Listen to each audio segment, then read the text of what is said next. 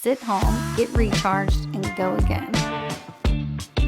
We didn't have a website until right before the pandemic, which is crazy. And this is very explicit, so stop me if I need to. Okay, let's go R-rated. Well, yeah, this is R-rated for sure. Mean Girls never win. Mean No, Girls Mean Girls never never win. Yes. I remember that song. If you drink, don't drive. Do the watermelon crawl.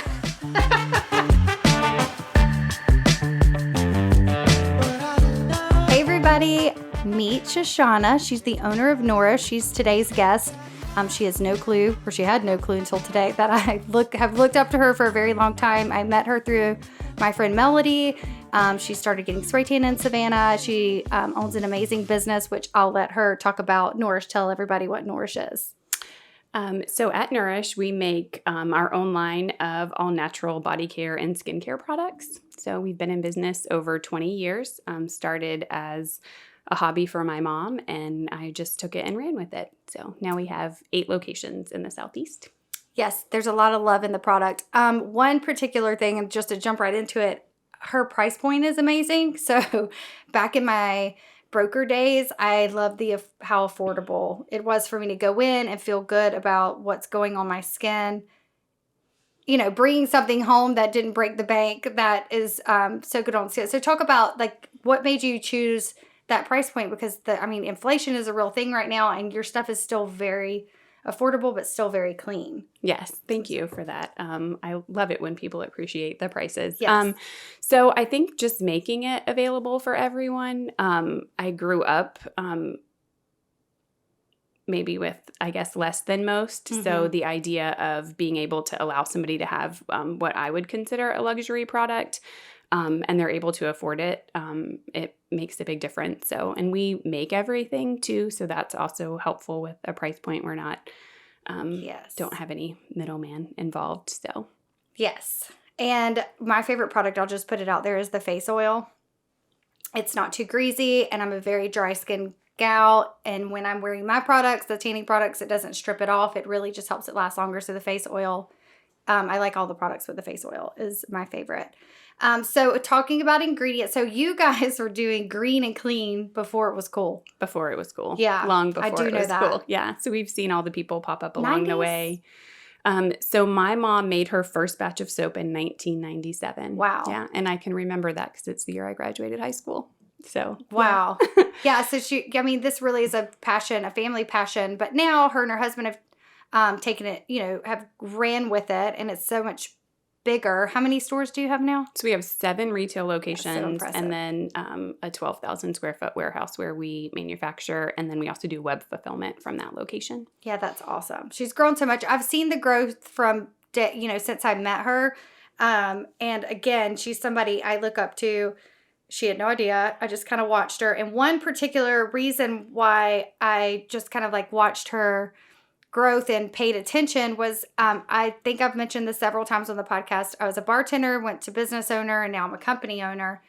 And there was a lot of imposter syndrome, I'm unsure if I can do it. That's not that's unreachable for me. And then our mutual friend one day was like, I'm so proud of my friend Shoshana. Melody, if you know Melody, she's like everyone's biggest cheerleader. She's such a sweetheart. Yeah. And she has always been for me too. She needs to come get a spray tan. I haven't seen her in a while. But she said to me one day, she was like, yeah, her and her husband were like waiting tables and bartending. They started from that and they've grown this. And I was like, what? Because I was in that position in life bartending. And I'm telling you, it's just little tidbits that we learn, like, oh, then I can do this. And I don't remember exactly what she said because it's been that long ago, but it was just a little hope. So that I just kind of paid a little more attention to your company and to you, and followed you personally on social media and watched that growth. And it was really exciting to watch what you and your husband were doing with a family and see all that. So thank you for being an inspiration to me, which is why I wanted you to be on here. Awesome. Because it doesn't always just happen like boom. There's, not everyone has a jump start. You have to do the bartending and the waiting table sometimes. Yeah. I think it was 5 years. Yeah, 5 years. So my mom was still working in the business. I was working with her, and I would sell soap during the day and then put my apron on and go wait tables at night. And that's really what paid the mortgage. And then even coming to Savannah, we had a baby, but we didn't have any childcare. So then Corey and I went to working opposite shifts. That's a strong marriage. Yeah, I would work the store during the day and he would go and make soap at night. So we did that for probably 3 years. Which is exactly why I bartended, because I could work my schedule around me growing my business, but also my son's schedule. So we're on the same page there. And it is good money. Yeah. And it's cash in your pocket. Yeah. So I had Barbara Sloan on my podcast, and she wrote the book Tips. I don't know if you've ever... It's about... She went from bartender to business owner, and she was actually like homeless at 13. Her story is amazing. I'll have to read it. You will. It's a great book. But she's coming up soon on the podcast. But it's so crazy. What we talked about was how much you learn from that industry that you take into business that college never teaches you. Yeah. I was an interior design major, so right. I'm not doing anything with that. Yeah. Well, you're doing a good job. She really does have the best products. So tell us a little bit about... what's your favorite product? Like, I'm sure you have quite a few. But... I do. But I think can I do top 3? Yes, do top 3. I'd rather that anyway. Yeah. Good idea. So definitely bar soap. That's how we started. The inspiration for my mom, she just saw an ad in a newspaper. Somebody was selling some coconut oil and jojoba oil and avocado oil and a bunch of essential oils. The lady decided she didn't want to make soap, and my mom bought it and made soap and didn't want to stop. Like, it was awesome. So we used it. My husband, who boyfriend at the time, we were going to college, and he got out of the shower and he's like, what are we going to do if your mom stops making soap? And I was like, yeah, it's so good, right? So I knew at that point, like, okay, this is like a good product. So I talked her into, I guess, marketing the soap. So definitely that's like top of the list, because it's so good. First. Yeah, and it's what made you love it. So, and your now husband. Yeah, and you use it every day. I mean, you use lots of other products too, but without fail, man, woman, child, like we hope that you are going to use soap on your body every day. Right. So it's just really good. It's just a great base for good skincare. So that would be number 1, the bar soap that my mom created. And then number 2 would probably be our salt scrubs. And you can relate to that because exfoliation is so important. Yes. And her products are so good. Yeah. So what's your third? What's number 3? Love the scrubs though. I would have to say, oh my gosh, probably our moisturizers. Like we have, I love all of your moisturizers, especially that face oil. I mean, it's not oily and it doesn't stay, and it actually makes my makeup go on so much better. My friend Amanda, who owns a salon, Less Proper right here, she also, like, she only uses that face oil. Yeah. She lives by it. So great products. Now I want to go into business, because a lot of my listeners are thinking about starting a business, have a business. I mean, we really have, I've said this before, we have the most amazing women entrepreneurs in this town. It's true. We have Cortland right there, Satchel. There's Mamie Ruth, Easton Up, Mary Liz with M. Liz Jewelry, Allison that owns OTM, Amanda with Let's Rock. I mean, the list goes on and on and on with the women that are doing really cool stuff in this city. Yeah. So I don't know. The universe has blessed the women in this city in business. It's pretty amazing. So, but what's cool is we've all kind of had our own little success and a different path to get there. I started to grow on Instagram, which you mentioned. What do you think sparked your growth? Was it the retail that really? For sure, the retail. Yeah, that's what I thought. We're in some strategic locations, right? And I think too, once somebody uses our product, then they want more of it, right? So you might lure them in with like the really pretty, like colorful glycerin soaps that we slice in the store for you. Or you can smell their store from down the street. Yes. So the smell. Such a nice smell, yeah. And then I think in Savannah, they just, they come in and they might just buy a bar or 2 because it's made in Savannah, and then they go home and they use it and they're like, oh, that just doesn't smell good. Like, that's really good for my skin. Yeah. So I think that for us, but then a big component of that is having the e-commerce, right? So that they can go online. When did e-commerce, I mean, I'm sure e-commerce did well for you during COVID, because that's when I sparked, like, direct to consumer was not really there prior to COVID for me. But you already had direct to consumer prior to COVID, right? Yes. So my mom actually, when she owned the business before we bought it from her, she started a website. Okay, so cool. I mean, it was when internet She's was always like been ahead of her time. Oh yeah, for sure, Super 100%. smart lady. Yeah, she's super creative, just artist, like free spirit, like Love it. yeah. So we had a website. We may only have sent like 5 packages a week, but that was a big deal for exciting. us. Yeah. And I would have to say, I mean, that was before we came to Savannah, so like 17 or 18 years ago is how long that's been. Sorry, y'all. The UPS guy's here. No, go ahead. So we've had the Speaking website of packages. yeah, it's perfect. All right, go ahead. Sorry. I lost my train of thought. What was I saying about? Oh, you were saying you were excited about 5 packages a week, which I totally resonate with that. Yes, and then yes. grew. Yeah. So we've had, we've obviously, grown our website and redesigned it many times since then. But it's a big part of our business for sure. So during COVID, I'm like freaking out because I'm a service-based business. I had, I don't know, like 60 spray tan partners at the time. I'm a mentor to these women. I'm taking a leadership class because I take it very seriously. And now I'm becoming a leader and a mentor even on a personal level because we're so connected with our partners, which is really tough. But back up, during COVID, when we shut down, some of them had just started thriving. And listen, we were like, spring is our season. It happened in February. We were just coming into busy season. Everyone had ordered products, stocked up because that's what we do. Yeah. I stocked up bigger than I ever had because I had grown so much. And then everyone called me crying. And I felt a sense of responsibility because they had already ordered the product. Yeah. So I freaked out. And we didn't know what to do. I think that was the scariest part. And I hate that we're still talking about it, Yeah. but I like the pivot of what the businesses did. Like your storefronts were shut down. I love the pivot of how we did it. But what I'm getting at is I called my good friend Beth, who's a commercial realtor. She is the landlord for Ted Dennard, who owns Savannah Bee. She put me in touch with him. I sat down crying, like, help me with e-commerce. Beth thought you could help me. I have 60 women crying.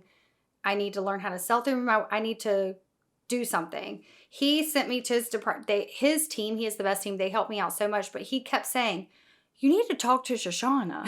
He kept saying that, like, you need to, because he's, obviously thought a lot of you. And I was like, I don't want to bother her. I know how she feels. Like, she has all these retail stores and he has this amazing team. So his team helped me. But honest to God, I figured it out myself.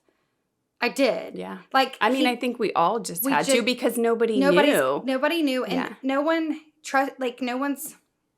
you just figure it out. So I know with you, it was probably very scary because how many stores did you have at that time? Did you have 7 we then? had 6. You had 6. We had 6 stores and I didn't know what to do. And I thought it was just going to be 2 weeks. Mm-hmm. So I told all the managers, I was like, you're fine. I'm going to keep you on salary. We'll try to figure out something to do for you guys to do. Yeah. Cause those are my people. Like I couldn't do it without them. So I made a commitment to them and to myself that, I was going to find something for them to do. So every online order that went out during that period of time when our stores were closed had a handwritten note in it that one of the managers signed. I was just thinking of anything I could to do to give them something to do.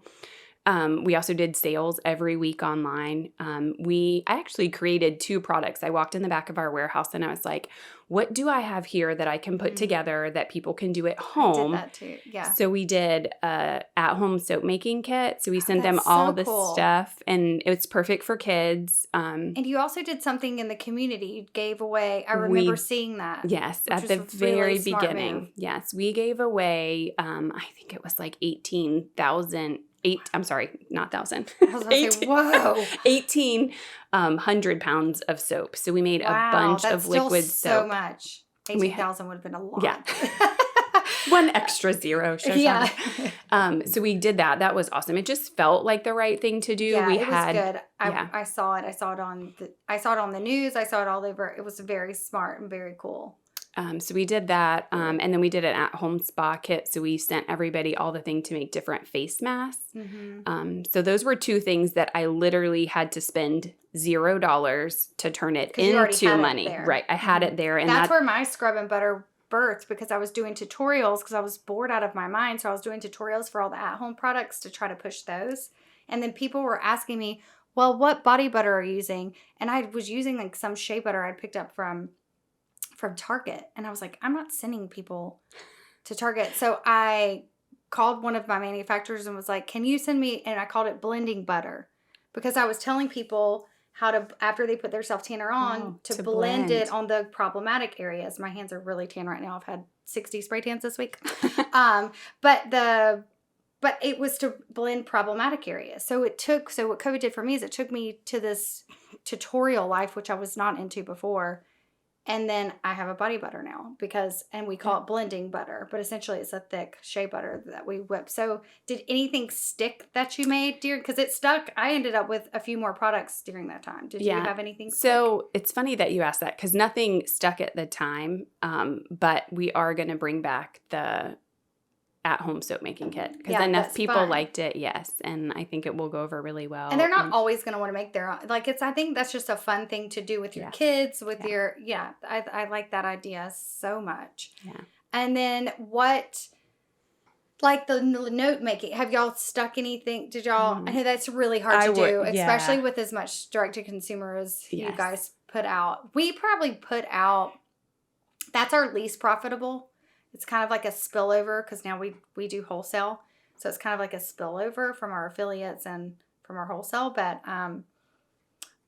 even though mine isn't, my direct to consumer isn't as big as yours, I'm like, I can't write everyone a note. Yeah, no. Like and the ones that were writing notes, they're like, okay, my hand hurts. I'm done. Can I do something else? Can I be in charge of the phones now? So can I answer the emails?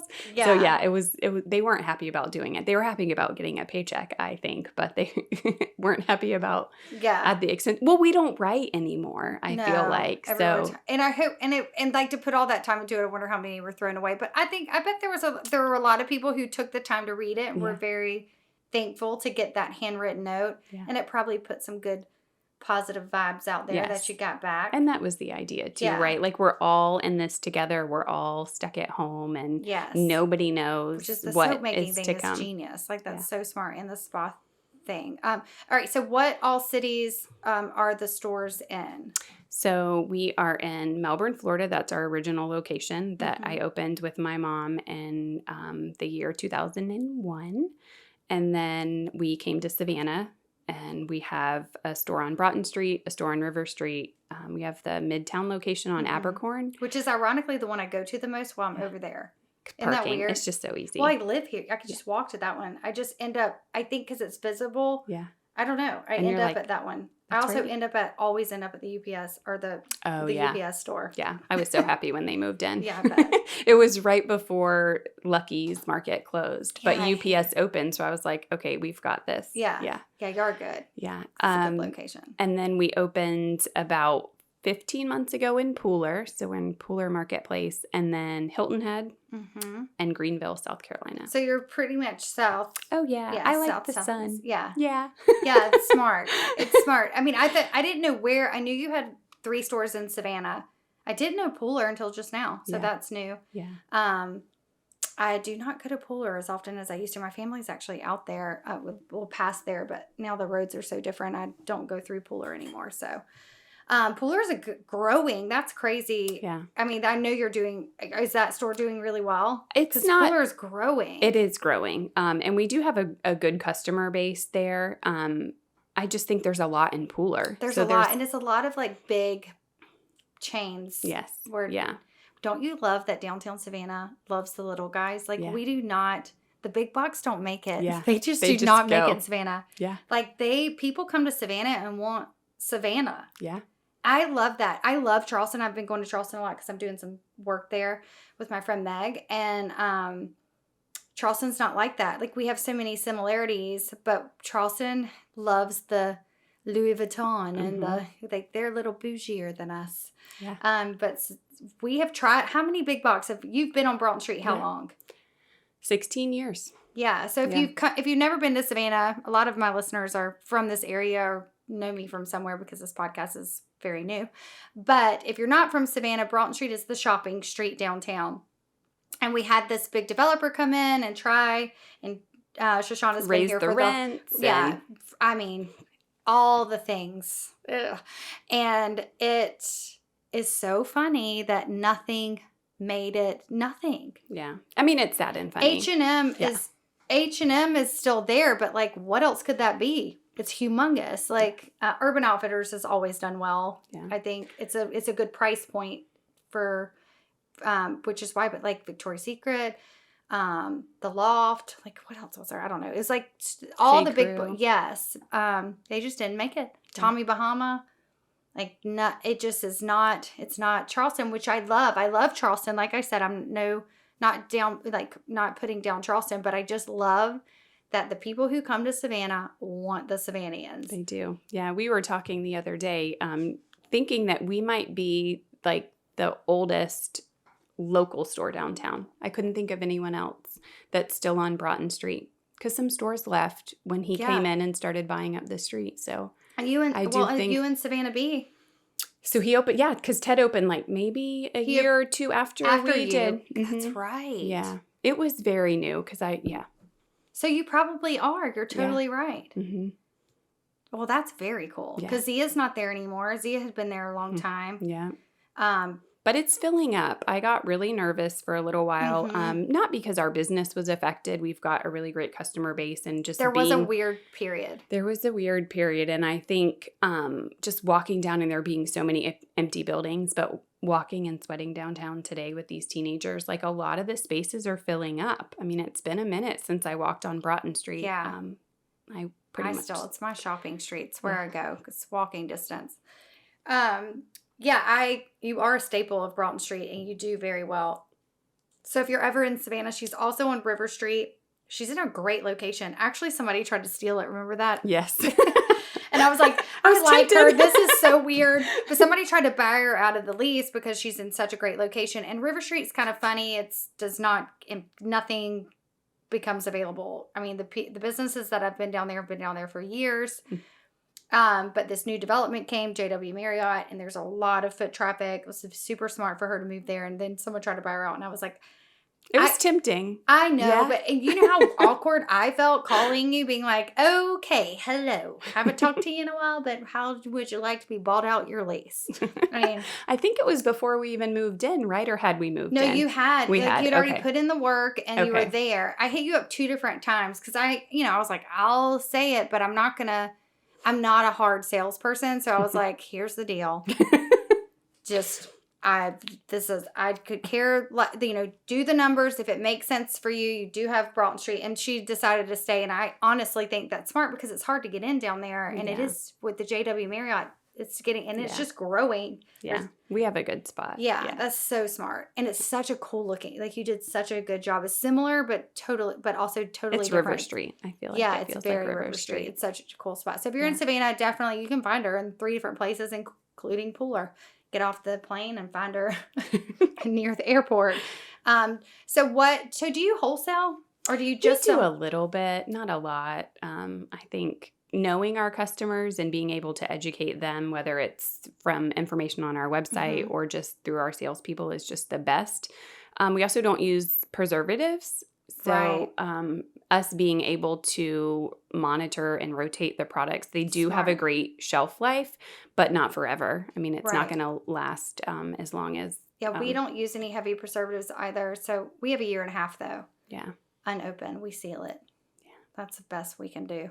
But I don't want all that junk in there. Yeah, we've had experience. It's been years, but where maybe somebody didn't rotate it correctly, and then it ends up falling back on us. And honestly, we do enough business, that I feel. So she's mostly retail, and then you get the direct to consumer because you're so strong in retail, and you have the returning customer because the product is so good.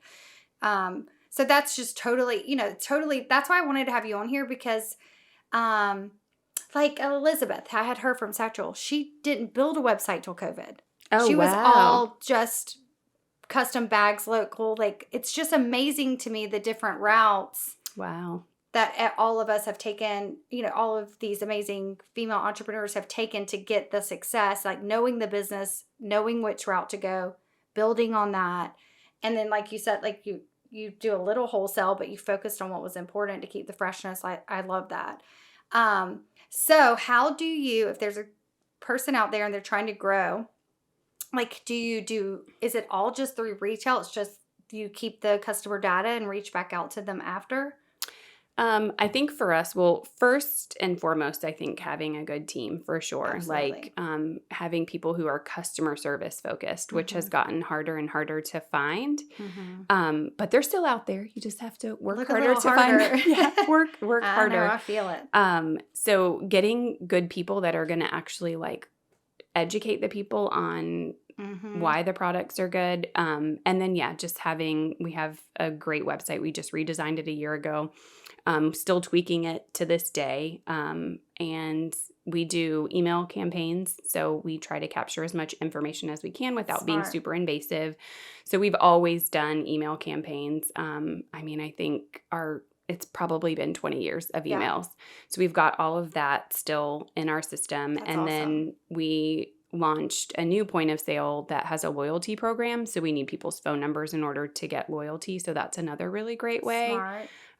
So it's like we want to stay in touch. We're not going to overwhelm. We don't send any more than like 2 text messages a month. The same with emails. We have 2 sales a month, and we try to be like strategic about it. I think that's a good, and if you study and you know your customer, you know when to hit them up or how often to hit them up. You can tell if you really study it, which is what you said, having a good team to do so. Yeah. I've tried it always. I've tried to like bombard them with emails and then I Slack back, and then, so I think you're on track for, same with Beet Tan. It's just a steady hello. Yeah. How you doing? Yeah. I'm not going to call them out, but I have a makeup company that I buy a ton of stuff from, and I probably get 3 emails a day. Yeah, no. Can't do it. I don't even read them. I still shop there. It's like, ugh, thanks guys. Stop it. It makes you want to unsubscribe, I think, when you get that many. The thing is I have, so I don't know if they like put me in some other database or what they do, but I never not get and I'm like, how many emails have I given them? What have I've done to myself? I always just blame myself. But it's very impressive to me that you, through this crazy COVID thing, you with just the retail, how you pushed to e-commerce. So e-commerce was probably really good for you during that time. I mean, it's all we had. Yeah. So we it kept us afloat for sure. I don't know what we would have done without it. And it's probably strong. Would you say your e-commerce is stronger after the fact, or did it slow back down, or did it go get normalized or get back? Well, we weren't seeing the increase that we obviously saw over that year, which I was hoping if we could keep the momentum of that. I got really excited, but mine went right back to the way it was before because I'm a service-based business and because I teach. So it's just totally different business model, totally different thing.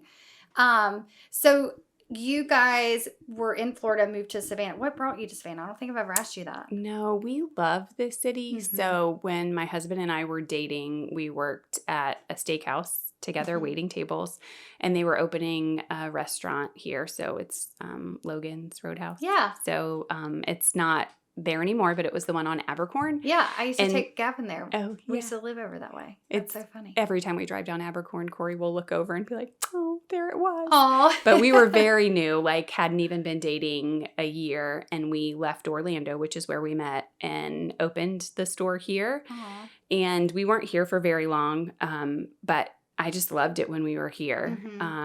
And I just, at some point in my life, knew that I would be back here. So fast forward, we went to college, dropped out of college to move back to Melbourne to help my mom open a soap store. And I just was always drawn to the city. Anytime we went north, we would stop in the city, even if it was just for a few hours or Savannah whatever. Is to very walk. special. Yeah. And we were on our way home from a trip one time, and the space on Broughton Street was open, and we drove past it, and I was like, what are we waiting for? Like, this is so silly. Yeah, and within that. like 2 months, we moved up here. I think everybody thought we were crazy. I still miss my family and friends back home, but it's been like 16 years. When you know. Yeah. So we just did it. I wish I would have jumped quicker than I did many times in my past. I mean, I would have already had this thing up and running years ago, but coulda, shoulda, woulda in time. I mean, I guess it was the perfect time, but I love it when people are like, everyone thought we were crazy, but we just did it. I mean, Yeah. anytime I hear that, it's usually tied to a success story. Yeah. Well, I will say that I don't do it as much anymore. 3 kids later. Yes, well, you have to have some balance. Then you have to pull in the structure. That was actually what I was going to lead into next. Like, how do you guys do it? I mean, you have 3 kids, 7 stores. You have a strong marriage. You're cute as pie. Again, I stalk you on social media. Your kids are so cute. You're such a good mom. I mean, I don't spend a lot of time with you personally, but you can just tell. So how do you guys keep it all together? I mean, it's my people. Yeah. I just couldn't do it without my people. Like, we're all just, it's a reflection of you. Your people are a reflection of you. You know, your team, you train them, you found that you put the right team together. And I just love stories like this. I'm telling you, I have like a soft spot from bartender to business. I have a soft spot for family. I started my business for my sister, a redhead who couldn't tan. And much like Shoshana, she was the guinea pig for a lot of trial runs. So I love a story like this. And you have no idea, like you had no idea you inspired me. I love that. Yeah, because you just never know who's watching you from far away or who like was inspired by something you said or did. You just never know. And so you're just working, you're just doing your thing, but it's really cool, to be able to inspire others. And I think what I got from this whole podcast or interview is that she loved what her mom did and she had a passion for it. Her now husband loved the product, has a passion, grew a passion for it. They came to a city, loved the city, brought their passion here. And you can smell them from a mile away. I'm talking about a good smell. On Broughton Street. You can't help it. I mean, it's like you're just like led to it when you're walking down the street. I know that's why you guys get so many walk-ins because you can't not smell the goodness that's coming from her store. Yeah. We were on House Hunters too a few years after we moved here. Oh, you were? How did I not know this? Oh, it's a funny episode. Oh, great. Yeah. Is it? Wait, what year? So I'll have to look it up. Oh, gosh. I don't know if you'll be able to find it, but let's see. So 2007, 2008 is when we filmed, and it aired in 2009. Oh, wow. It aired way later. Yeah, like 7 months later, I think. Oh, so I guess that's how they do it. How they do it. I was very new pregnant with my oldest at the time of filming, like had literally just found out and was sick during filming, and it was interesting.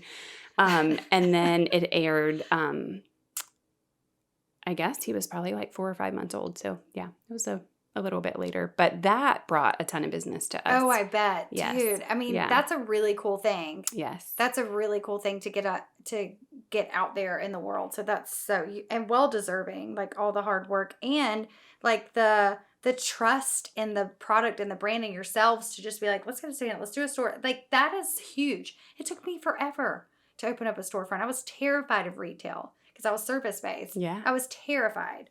And now I'm like, why the heck didn't I do this sooner? I love every second of it. I mean, if you're good in the service industry and with customer service, it kind of flows over. Because I had never worked retail before. And I learn a lot from the people that I hire that have worked in corporate. Yeah. And we've incorporated a lot of great procedures from them because I had no idea of those things. Same. So. My right-hand woman, Amanda, she worked in more corporate.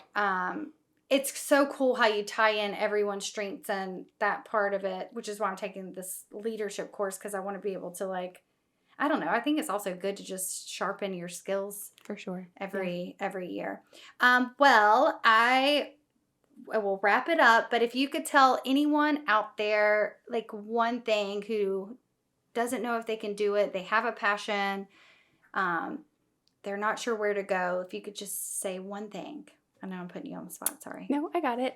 So I would have to say, just trust your gut. Like, if you love it and everyone else is telling you that they love it, that just go for it. Yeah, just go for it. Somebody asked me the same question recently this year, and I said, I wish I would have trusted myself sooner. Yeah. So there you go. Yay. All right. Thank you so much for coming on. Thanks for having me.